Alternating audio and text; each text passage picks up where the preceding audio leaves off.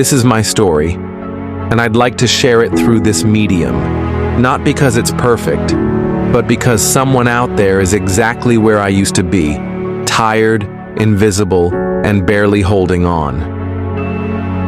My name is Jayden Eric. 2 years ago, I was sleeping behind a church, not because I was lazy, but because life doesn't knock. It kicks. I had one pair of clothes, a black backpack, and a fake resume I typed in a library using a stranger's leftover time. The job had said, "You must be dependable." I hadn't been called that in years.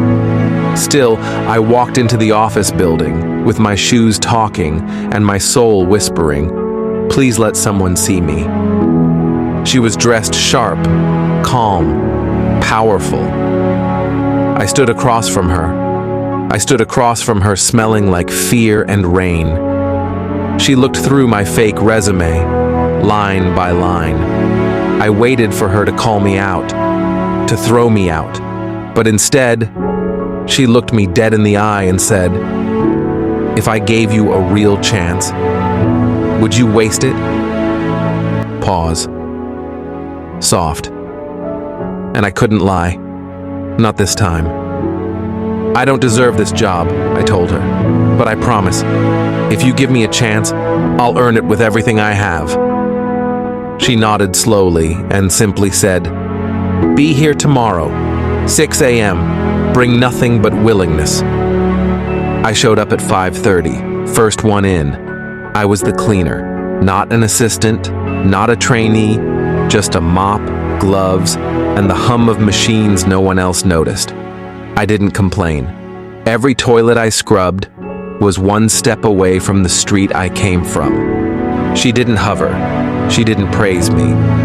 But every now and then, she'd leave a fresh sandwich in the break room fridge, marked extra. I knew it was hers. She saw I hadn't eaten, but she never made me feel small for it. 2 months in, I almost quit. I got a call from an old friend. Fast money, easy job, just one night. The temptation hit me hard. I stood outside that office holding my old hoodie, the one from that life. But when I looked through the window, I saw her, sitting at her desk after hours, eating alone, tired. She had no idea how many people she was saving, just by believing.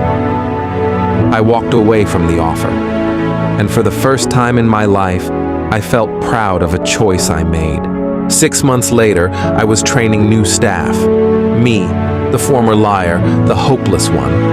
She never said much, but her eyes always noticed, and that was enough. One day, the manager called me in. He said, "She recommended you. You're getting a raise and a title."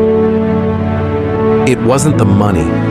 It was knowing that someone saw who I was becoming, not just who I had been. And suddenly, I wanted to give that feeling to others too. At the company dinner, she stood quietly in the back while I got a plaque for outstanding dedication. People clapped, cameras flashed, but I only looked for her. She smiled, just a little, like she'd always known. That smile told me everything. I had become someone I never thought I could be. A year later, a young man came in for an interview. Dirty clothes, nervous hands. I saw myself in him. The others wanted to reject him, but I stepped in. "Let me handle it," I said. He reminded me of me, and I owed the world that favor back.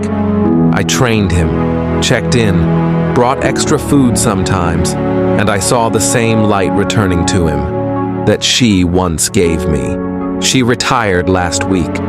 I walked into her old office. Empty chair, clean desk, no applause, just quiet. I sat where she used to sit, and I whispered, "Thank you.